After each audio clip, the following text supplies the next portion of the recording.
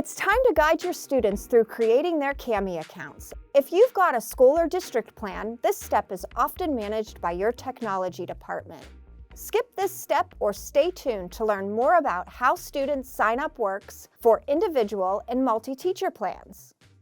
All students need to do is sign up to Kami, follow the prompt, and be sure to select Student on their profile.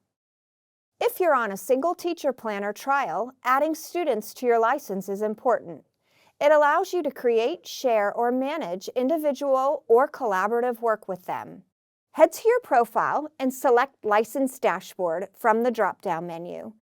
From here, find the license you want your students to join and select Administer License.